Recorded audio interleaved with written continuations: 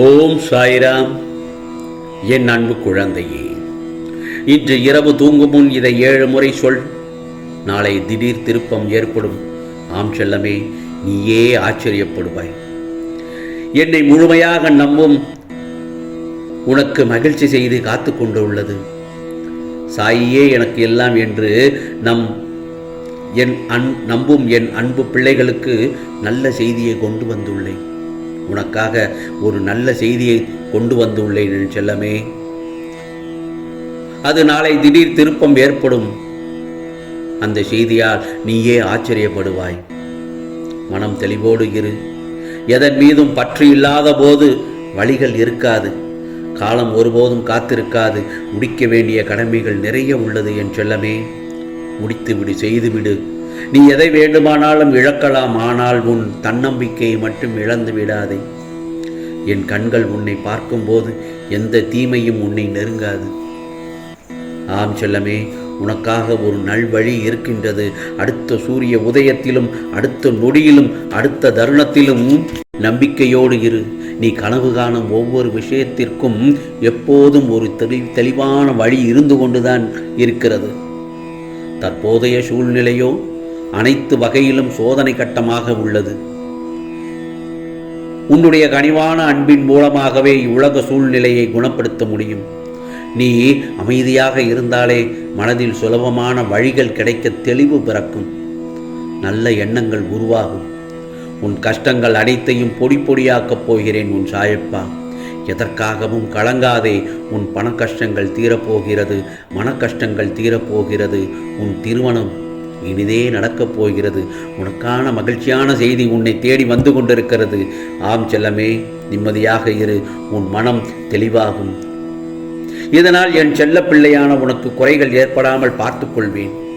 இதோ நீ நீண்ட காலமாக ஏங்கிக் கொண்டிருந்த உனக்கான குழந்தை பாக்கியம் இனி உனக்கு கிடைக்கப் போகிறது. சந்தோஷமாக புத்திர பாக்கியத்தை பெற்றுக்கொள். உனது வாழ்க்கை மகிழ்ச்சியாக பிரகாசமாக அமையப் போகிறது. அந்த தருணத்தை நல்லபடியாக பயன்படுத்திக் கொள். உன்னை தூசி என நினைப்பவர்களிடம் நீ தூசியாகவே இருந்துவிடு. அவர்கள் கண்ணில் நீ தென்படும் போதெல்லாம் கண் கலங்குவார்கள். ஏன் என்னை தூசி என நினைத்தோம் என்று. யார் உன்னை ஏமாற்றினாலும் நீ ஏமாந்து விட்டதாக அர்த்தமில்லை. ஆம் செல்லமே, நீ அவர்களை அதிகமாக நம்பினாய் என்றுதான் அர்த்தம். உன் கோபத்தின் அர்த்தம் புரியாதவர்களுக்கு பாசத்தின் ஆழம் புரியாதுதானே. அவர்களிடம் கோபத்தை காட்டுவதும் வீண்தான், பாசத்தை காட்டுவதும் வீண்தான். உனக்காக உன் சாயப்பா நான் இருக்கிறேன். உன் குறைகளை என்னிடம் கூறு, நான் பார்த்து கொள்கிறேன். அனைத்தையும் தகுந்த நேரத்தில் நிவர்த்தி செய்வேன் என்பதை மட்டும் மறந்து விடாதே.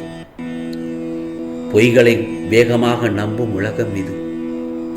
அமைதியை விட உயர்வான சந்தோஷம் இந்த உலகத்தில் வேறு ஒன்றும் இல்லை.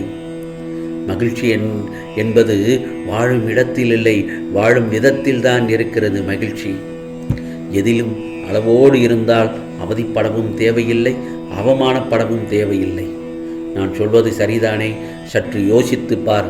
உன் சாயப்பா சொல்வதை செவி கொடுத்து கேள். உன் மனதில் உள்ள குமுறல்களை நான் நன்கு அறிவேன். உன்னை ஒருவர் குறைத்து பேசும்போது அடக்கமாக இருந்துவிடு. அது உன் வீரம். ஒருவர் உன்னை புகழ்ந்து பேசும்போது மிகவும் எச்சரிக்கையாக இரு. அது உன் விவேகம். உண்மையாக கூட இருக்க தேவையில்லை. ஊமையாக இருந்தாலே போதுமானது. சில இடங்களில் ஜெயிப்பதற்கும் பல இடங்களில் அவமானப்படாமல் இருப்பதற்குமே யோசிக்க முடியாத, சிந்திக்க முடியாத மிகப்பெரிய அற்புதத்தை உன் வாழ்க்கையில் விரைவில் நிகழ்த்தப் போகிறேன். இதோ உன் சாயப்பா காட்டும் வழியில் நீ பயணித்து செல். நிச்சயமாக உயர்வாய், மகிழ்ச்சியோடு இருப்பாய். நீ துக்கப்படுவதால் எதுவும் உடனடியாக மாறப்போவதில்லை. வாழ்க்கையில் இன்பமாக தோன்றும் எதுவும் இன்பமல்ல, துன்பம் என்று நீ வருந்துவதும் நிலையானது அல்ல. நான் சொல்வதெல்லாம் சரிதானே? நீ கால் வைக்கும் எல்லா தீய நிகழ்வுகளிலும் உன்னை காத்து வருவது உன் சாயப்பா நான் தானே. எங்கே சாயப்பா நான் தான் இன்னமும் கஷ்டப்பட்டு கொண்டுதானே இருக்கிறேன். அப்படி என்கிறாயா? நீ சொல்வதும் நீ என்னை ஏறெடுத்து பார்ப்பதும் எனக்கு நன்றாக புரிகிறது. உன் இரக்க குணம், இந்த நிலையிலும் பிறர் கஷ்டப்படுவதை காண சகிக்காத மனம், நீதி நேர்மையை பின்பற்றி செயல்பட வேண்டும் என்று நினைத்து நினைத்து அதன்படி நடந்து வந்ததால் தான் கஷ்டப்படுகிறேன் என்று நீ நினைக்கிறாய். என் பிள்ளைக்கு நானே தீங்கு செய்து விடுவேனா என்ன? எப்போதும் தேவையில்லாத விஷயங்களையே யோசித்துக் கொண்டு நிம்மதியை தொலைத்து விட்டாய். ஒரு நொடி கூட உன்னை விட்டு பிரியணும்னு நான் நினைத்ததில்லை. ஆனால் நீயோ, சாயப்பா என்னை சோதிக்கிறார், என்னை அவருக்கு பிடிக்கவில்லை என்று நீயே கற்பனை செய்து கொள்கிறாய் என் செல்லமே. தன் பிள்ளைகளை உயர்த்துவதுதானே தந்தையின் கடமை. அதைத்தான் நானும் செய்து வருகிறேன். இந்த பிரபஞ்சத்தில் உள்ள அனைவருக்கும் கஷ்டங்கள் வருவது இயற்கைதான். அதிலிருந்து தப்பிக்க தெரிந்தவர்கள் தூய்மையான பக்தி மூலம் விதியை மாற்றிக்கொண்டு வாழ்க்கையில் உயர்கிறார்கள். தப்பிக்க தெரியாதவர்கள் விதி வசத்தால் சிக்கிக்கொண்டு தோற்று போகிறார்கள். ஆம் செல்லமே, இனி நீதான் முடிவு செய்ய வேண்டும். இறைவனிடம் சென்று தப்பித்துக் கொள்கிறாயா அல்லது விதியுடன் சென்று மாட்டிக்கொள்ளப் போகிறாயா என்று. உன் மனதில் தேவையற்ற எண்ணங்கள் வந்தால் அதை மூட்டை கட்டி தூக்கி எறிந்துவிடு. அப்போதுதான் உன் லட்சியத்தை பற்றி நீ சிந்திக்க முடியும். நான் உன்னுடன் கைபிடித்து நடப்பதும் அடுத்து என்ன செய்ய வேண்டும் என்று உன் ஆழ் மனதில் அறிவுறுத்தி கொண்டிருப்பதை நீ நன்கு உணர்கிறாயா? இந்த வித்தியாசத்தை உணர்கிறாய் என்றால் இப்போதே, இன்றே உனக்கு நல்ல நேரம் ஆரம்பித்து விட்டது என்றுதான் சொல்ல வேண்டும். ஏனென்றால் என்னை நம்பி வருபவர்கள் யாரையும் மனக்குறையுடன் சாயப்பா திரும்பி அனுப்பியதில்லை. என் மீதே நம்பிக்கையோடும் பொறுமையோடும் இருப்பவர்கள் மீது நான் கரிசனத்தோடு அவர்களுக்கான நல்லதை செய்து கொண்டுதான் இருக்கிறேன். மேலும் உறுதியான நம்பிக்கையோடு யார் இருக்கிறார்களோ அவர்களுக்கு நிச்சயம் காட்சியளிப்பேன். விஸ்வரூபம் எடுத்து ஒளியோடு உருவம் தெரிவதல்ல, என்னை சந்திக்க வேண்டும் என்று முடிவெடுத்து விட்டால் எந்த ரூபத்திலும் வருவேன். சிறுவனாக, நண்பராகவோ முதியவராகவோ வந்து சந்திப்பேன். எங்கே முழுமையான நம்பிக்கை இருக்கிறதோ அங்கே நான் பிரசன்னமாகிறேன். என் அன்பும் அரவணைப்பும் ஆசீர்வாதங்களும் பெற்று நல்ல ஆரோக்கியத்துடன் நிறைவாக வாழப்போகிறாய்.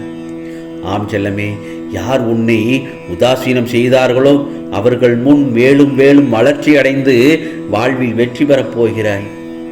கவலைப்படாமல் இரு. உன் சாயப்பா நான் இருக்கிறேன். உன் எதிர்காலத்தில் சகல சௌபாக்கியங்களும் பெற்று மங்களமாக வாழ வகை செய்துவிட்டேன். இனியும் நீர் கண்ணீர் சிந்த தேவையே இல்லை.